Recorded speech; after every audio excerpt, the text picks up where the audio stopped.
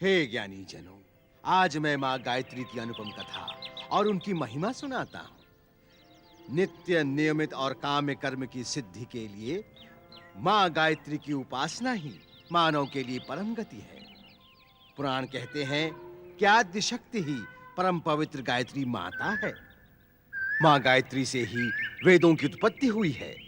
इसीलिए माँ गायत्री को वेद माता कहा गया है। तो हम आज कथा का आरंभ वहां से करते हैं जब ब्रह्मा जी सृष्टि का सृजन करने लगे थे। तब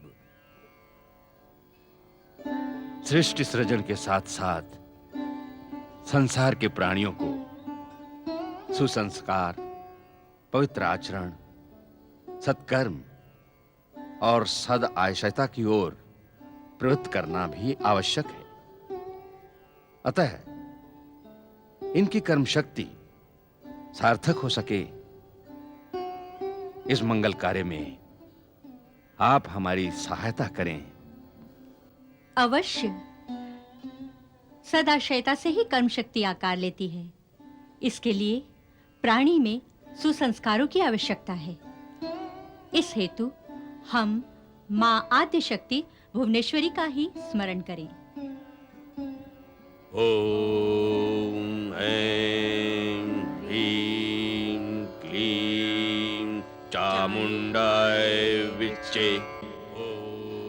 मानव कल्याण हेतु सात्विकता, संस्कार एवं पवित्रता की पूर्ति करना आवश्यक है।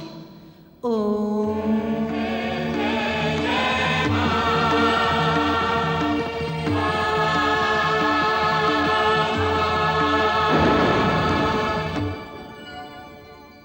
ये मेरी पवित्र पावन शक्ति है जो वेद माता गायत्री के नाम से प्रसिद्ध होगी। सदा सूर्य मंडल में इनका वास रहेगा। मां गायत्री, हमारा प्रणाम स्वीकार करें। कल्याणस्तु। सृजनकर्ता ब्रह्मा जी, आप निर्भय होकर सृष्टि का सृजन करें। मैं आपको 4 वेद प्रदान करती हूँ।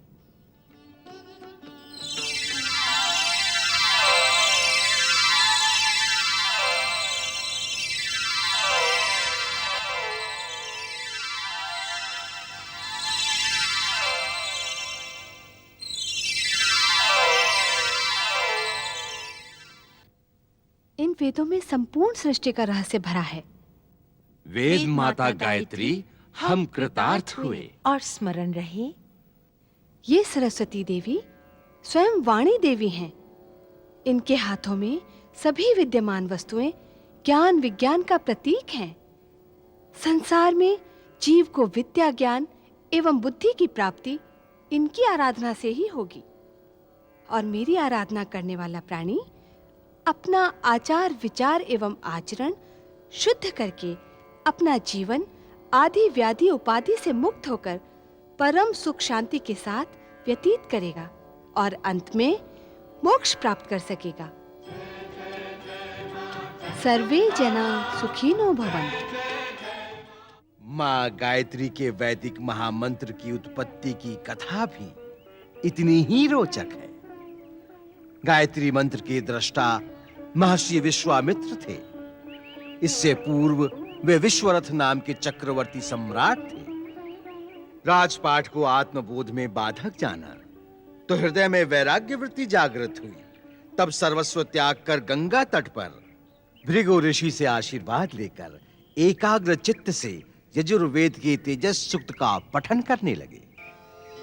तेजोसि तेजोमयी धेहि, वीर्यमसि वीर्यमयी धेहि, बलमसि बलमयी धेहि, आजोस्योजो मयी धेहि, मन्युरसि मन्युमयी धेहि, सहोसि सहोमयी धेहि।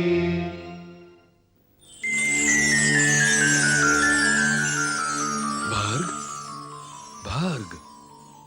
भार्ग, भार्ग, भार्ग, भार्ग, मेरे गुरुवर का नाम तो भृगु है और भर्ग सविता नारायण को भी कहते हैं। मैं इसे क्या मानूं? इसे क्या समझूं? वत्स विश्वरथ, प्रणाम मुनिवर। तुमने प्रकाश का अनुभव किया है। अब तुम्हें भार्ग, सूर्यमंडल में जो देवी शक्ति अंतरित है, उसकी अनुभूति होगी। वो शक्ति मंत्र रूप में है, जो मानव के हित में तुम्हें उपयोग करनी होगी।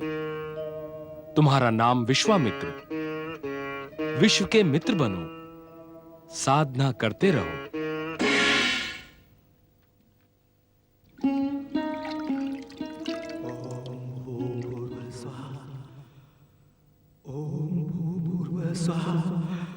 ओम भूर्भुवः स्वाहा। आहा, अति आकर्षण आनंद है शब्दावली में। आहा, तत्सवितुर्वरेण्यं भर्गो देवस्य। आहा, ओम भूर्भुवः स्वाहा। तत्सवितुर्वरेण्यं भर्गो देवस्य। आहा, ओम भूर्भुवः स्वाहा। तत्सवितुर्वरेण्यं भर्गो देवस्य।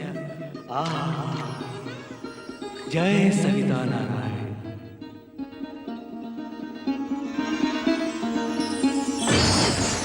धीमहि धियो यो नः प्रचोदयात्। धीमहि धियो यो नः प्रचोदयात्। चमत्कार हो गया, चमत्कार।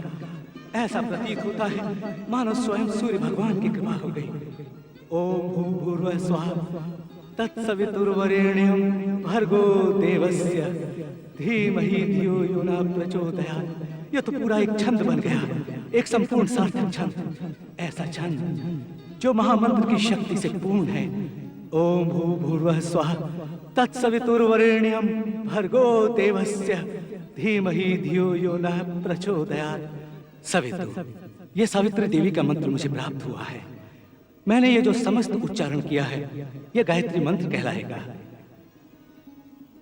मैं सूर्यमंडल के भीतर देख सकता हूं।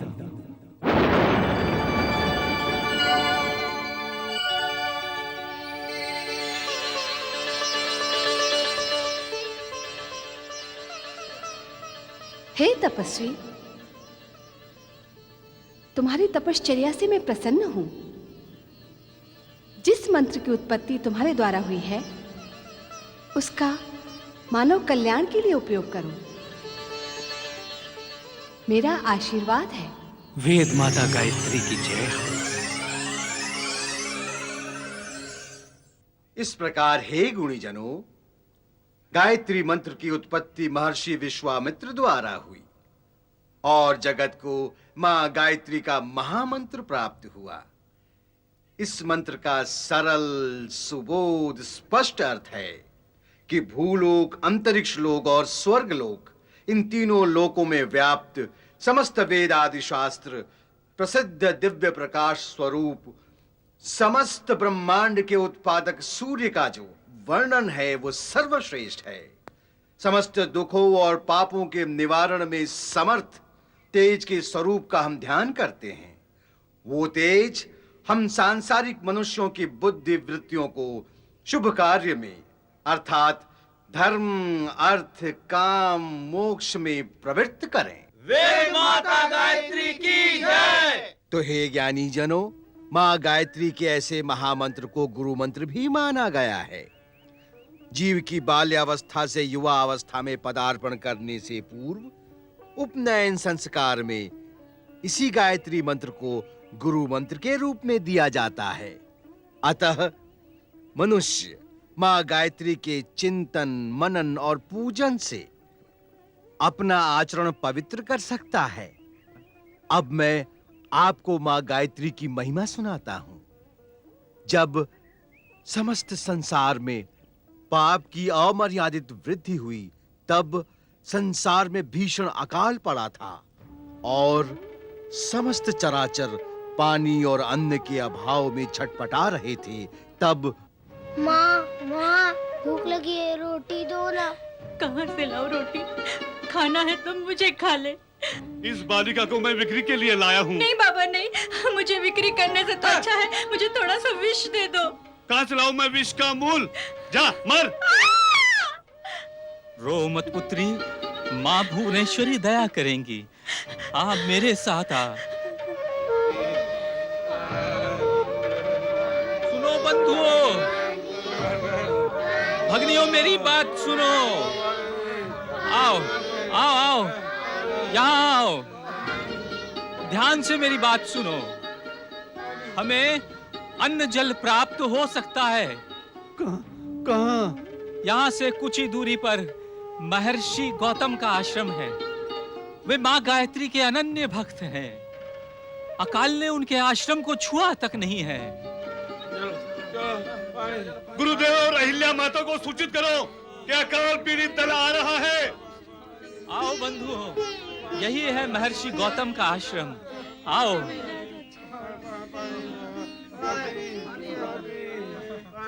वेदज्ञ महर्षि गौतम और माता अहिल्या के श्री चरणों में प्रणाम।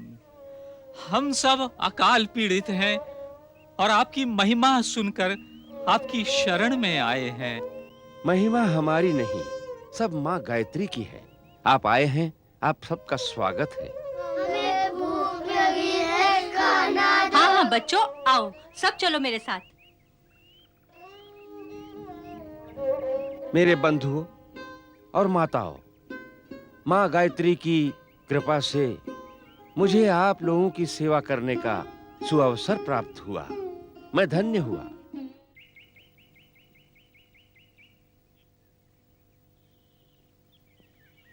हे गायत्री माँ, हे महाविद्या माँ, हे वेद माता, हे ओमकार रूप, हे हिंकार रूप, आपको हमारा बारंबार नमस्कार।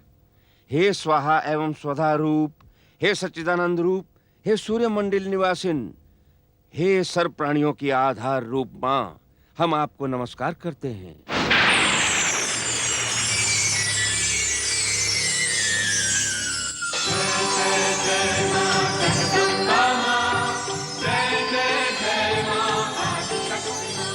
वेद माता गायत्री, माँ भुवनेश्वरी की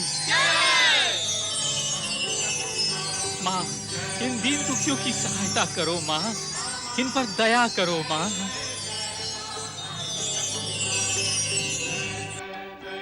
माँ, ये बंधु भगिनी आपके पुण्य क्षेत्र में आए हैं। अब क्षुधा और तृष्णा से आप ही इन्हें उबार सकती हैं माँ, और मेरे अतिथि धर्म की आप ही रक्षा कर सकती हैं माँ गायत्री। हे परम ज्ञानी गौतम, प्रयोजन सिद्धि के लिए मैं तुम्हें यह अक्षय पात्र प्रदान करती हूँ।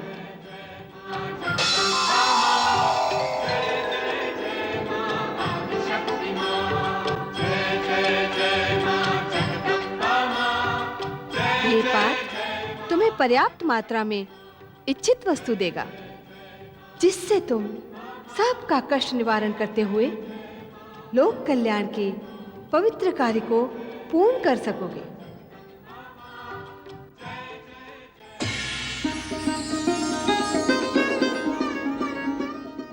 प्रियजनों, आप लोग आश्रम के आंगन में विश्राम करें।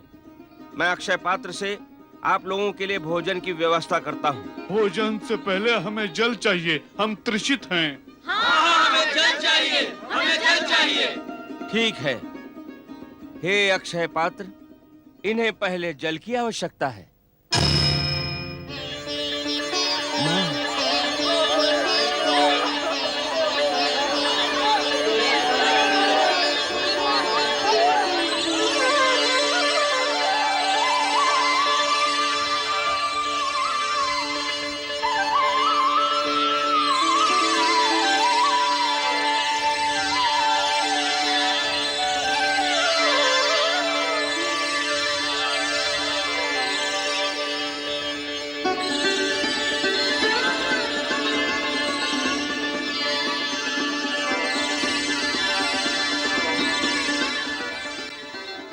धन्य धन्य माँ गायत्री, धन्य माँ गायत्री की लीला परंपार है।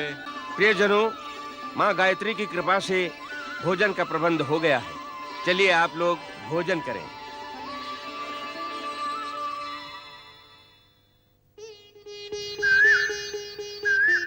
आहा, धन्य है आप और माता अहिल्या, जिनकी दया से इन अकाल पीड़ितों को भोजन की प्राप्ति हुई है।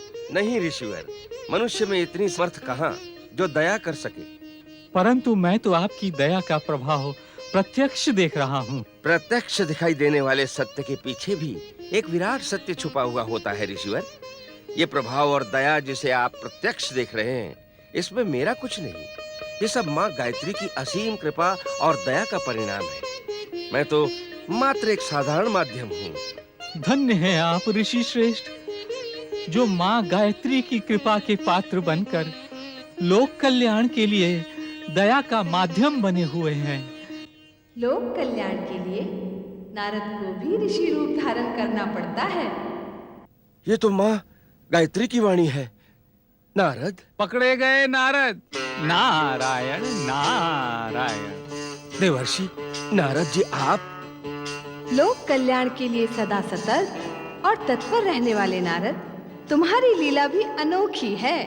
मातेश्वरी, ये सब भी आपकी प्रेरणा से ही होता है। ये खड़ी चोटी वाला भी गौतम ऋषि की भांति आपका माध्यम मात्र है। किंतु ब्रह्मपुत्र, मुझे तनिक भी आभास नहीं हुआ कि ऋषि के रूप में आप देवर्षि नारद हैं। मैं नारद हूँ, इसका आभास तो स्वयं मुझे भी नहीं है। ये आप क्या कह रहे हैं देवर्षि? जो सत्य है वही कह रहा हूँ। मेरा सत्य आपके सत्य से जुड़ा हुआ है। अर्थात माँ जगत जननी की लीलाओं का दर्शन प्रसारण आप यहाँ आश्रम में बैठकर करते हैं, और मुझे इसके लिए तीनों लोकों में भटकना पड़ता है, किंतु आनंद आता है, अति आनंद। हर दुखी और मार्गच्युत प्राणी का मार्गदर्शन कर उसे जगत माता की कृपा घाट तक ले जाने में जो आनंद आता है, वो वर्णन से परे है। ऋषि श्रेष्ठ गौतम, आप तो स्वयं इसका अनुभव करते हैं। वेद माता गायत्री को कोटि कोटि प्रणाम। नारायण नारायण नारायण नारायण नारायण नारायण। पधारें देवर्षि। नारायण नारायण। अपने प्रिय देवगणों का स्तुतिगान हो रहा है देवराज इंद्र। शक्ति की श्रेष्ठता का प्रसंग उठा तो उसी संदर्भ में कह रहा था कि शक्ति में हम देवताओं से श्रेष्ठ यहां है ही कौन? आप ही बताएं, क्या हम देवताओं से अधिक शक्तिशाली इस त्रिलोक में अन्य कोई है? नारायण नारायण। देवराज, मैंने भ्रमण काल में पृथ्वी लोक पर मनुष्यों को कहते सुना है कि ऊंट जब पहाड़ के नीचे आता है तो अपनी ऊंचाई का भ्रम टूट जाता है। देवर्षि, आप हमारी शक्ति को चुनौती दे रहे हैं। नारायण नारायण। इंद्रदेव, चुनाव और चुनौती के चक्कर में मैं कभी नहीं पड़ता। समय स्वयं सत्य को सिद्ध कर देता है। मैं अभी गौतम ऋषि के आश्रम से लौट रहा हूं। वहां मैंने गायत्री माता की शक्ति का चमत्कार देखा। आहा, अनोखा, अद्भुत, अनुपम। देखा होगा, लेकिन हम देवताओं की शक्ति का चमत्कार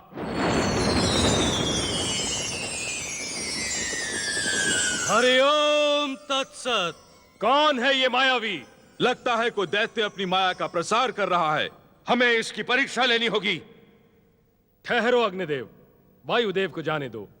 हाँ हाँ, शक्ति परीक्षण तो होना ही चाहिए। वायुदेव, यह तुच्छ मानव अथवा दैत्य जो भी है, इसे देवताओं की शक्ति से परिचित करा के पराजित करें। निश्चिंत रहें देव, मैं इसे यहाँ उपस्थित होने की धृष्टता का दंड देकर ही रहूंगा। कौन हो तुम और किस प्रयोजन से हम देवताओं के समक्ष आकर हमारी वार्ता में बाधित हुए हो? मेरा भी यही प्रश्न है। आप बताइए कि आप कौन हैं? मैं कौन हूं? तुम्हारा प्रश्न है कि मैं कौन हूं?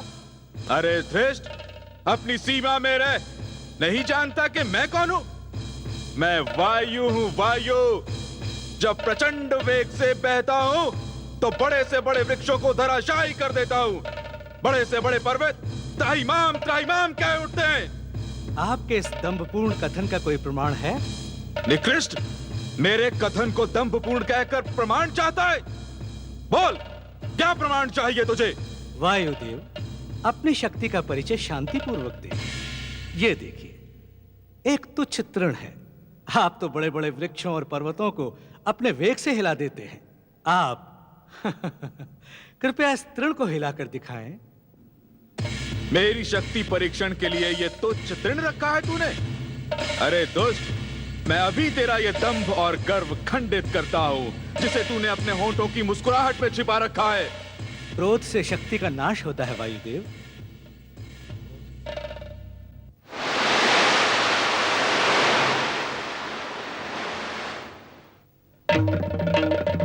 रे मायावी, कुछ ज्ञात हुआ वायुदेव? कौन है ये मायावी? कोई मायावी दैत्य लगता है जो अपनी माया के द्वारा हमें आतंकित करना चाहता है। आतंकित तो दुर्बल जन हुआ करते हैं, आप तो परम शक्तिवान हैं। आप कैसे आतंकित हो गए वायुदेव? चिंता का कोई कारण नहीं। मैं अग्निदेव को जाने का अनुग्रह करता हूं। ये एक ही बार में इस मायावी की माया पर विराम लगा देंगे।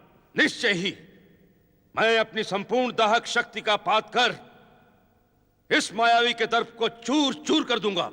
अब विलंब ना करें अग्निदेव, कहीं ये मायावी अपनी माया का प्रसार कर हम सभी को कष्ट में ना डाल दे। शीघ्र जाकर इसे भस्म कर दें। क्यों रे कपटी, तू अपने छल और कपट से हमें आतंकित करना चाहता है? हम देवताओं की शक्ति से परिचित नहीं है। इससे पहले कि मैं तुझे जलाकर भस्म कर दूं, अपना नाम और परिचय बता। भस्म होने वाले का नाम क्या और परिचय क्या? परिचय तो भस्म करने वाले का होता है देव। आप कौन हैं? मेरी प्रचंडता का ज्ञान नहीं है तुझे। मैं अपने विषय में बताऊं तो पूरा युग बीत जाएगा। केवल इतना ही जान ले, मेरी एक वक्र दृष्टि से तू जलकर भस्मीभूत हो जाएगा। तो पहले इस तृण को भस्म कर दे देव, तत्पश्चात मैं स्वयं भयभीत होकर चला जाऊंगा। किंतु इतना जान ले कि इस तृण को भस्म करने के पश्चात तू भी जलकर भस्म हो जाएगा।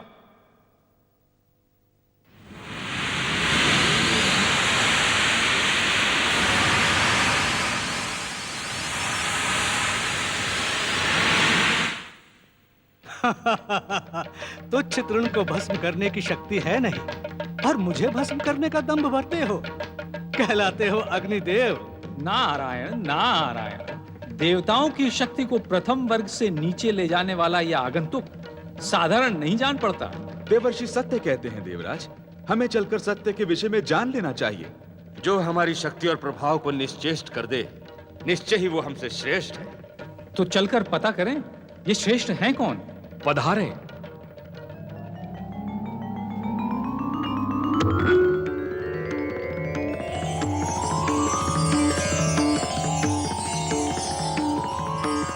जय हो मां गायत्री। माँ गायत्री? देवराज, आगंतुक अन्य कोई नहीं, मां गायत्री का ही रूप था। अब तो आप सत्य को स्वीकार करेंगे कि मां गायत्री की शक्ति और प्रभाव सर्वोपरि है। जय हो माँ गायत्री।